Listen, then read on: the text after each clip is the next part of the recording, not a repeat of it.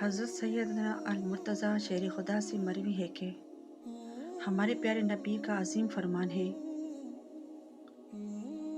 جب 15 شعبان کی رات آئے تو اس میں قیام یعنی عبادت کرو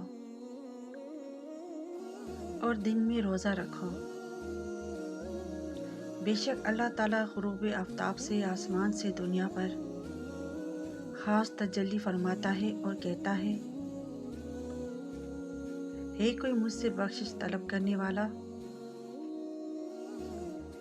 اسے بخش دوں۔